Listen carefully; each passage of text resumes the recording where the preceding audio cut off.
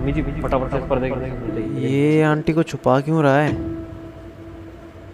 अंकिता, कुछ अच्छा सा खाने के लिए बना लो, मम्मी आ रही हैं। क्या कहा तुमने? तुम्हारी मम्मी आ रही है? या तुम्हारी मम्मी का कोई काम धंधा नहीं है क्या? जब भी देखो मुंह उठा करके इधर पहुंच जाती है। अरे यार, मैं क्या इस घर की नौकरानी हूँ क्या कि जब देखो तुम्हारा काम करती रहूं? अब तुम्हारे मम्मी पापा भी आ रहे हैं, उनका भी काम करो नौकरों की तरह। या इस लड़की की मामा मैंने है? तो बोला तुम नौकरानी हो। और वैसे भी वो मम्मी है ना, 2-4 दिन अगर रुकने के लिए आ भी जाएंगे तो क्या दिक्कत है इसमें? कसम से राहुल, तुम्हारे माँ बाप भी इतने बेशरम है कि इतना सब कुछ होने के बाद भी वो वापस मुंह उठा करके यहीं पे आ रहे हैं। भूल गए क्या किस तरीके से मैंने उनको बेइज्जत करके इस घर से बाहर निकाला था? फिर भी उनकी हिम्मत देखना, मुंह उठा करके वापस यहीं पे आ रहे हैं।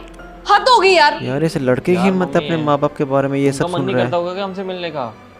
और वैसे भी हम उनके बच्चे हैं, हमारा भी तो कुछ फर्ज है ना उनको लेकर। बिल्कुल। देखो राहुल, माना कि तुम उनके बेटे हो, लेकिन बेटे होने का सारा फर्ज तो तुम निभाते हो ना। उनको हर महीने पैसे तो भेजते हो, फिर उनको क्या तकलीफ है? वो गांव के गवार हैं, उनको गांव में ही रहने दो, शहर में घुसाने की जरूरत नहीं है उनको। अरे कुछ दिनों के लिए तो आ रहे हैं यार वो रहने के लिए, कौन सा यहाँ पे बस रहे हैं? आने दो ना उनको।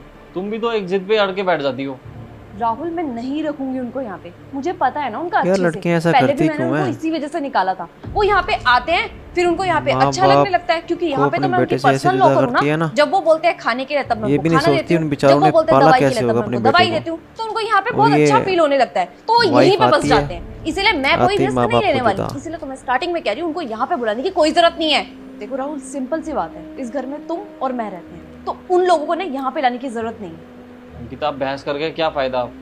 अब तो वो निकल भी चुके हैं यहाँ पे आने के लिए, उन्होंने फोन करके बताया मुझे। अब रास्ते में से उनको बोलूंगा कि वापस चले जाओ, कितना अजीब लगेगा यार। और अगर अंकिता 2-4 दिन के लिए आ भी जाएंगे तो हंसी खुशी रह लेंगे यार, क्या दिक्कत है उसमें?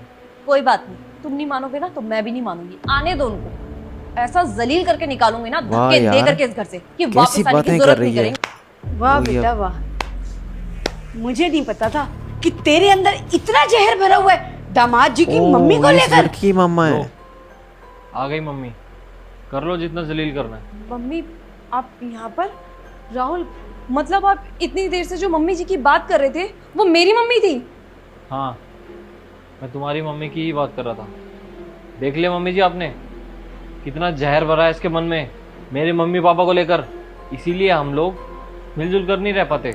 और आप क्या कह रहे थे कि मैं नहीं रहना चाहता उनके साथ? अब तो यकीन हो गया ना। माँ इतनी मुश्किल से अपने बेटे को बड़ा करती है, किस तरीके से इसने मेरे पूरे परिवार को तोड़ के रखा हुआ है। शर्म आनी चाहिए तुझे। मैंने तुझे इतने अच्छे संस्कार दिए थे और तेरे संस्कार इतने गलत हो गए, तेरी सोच इतनी गलत हो गई।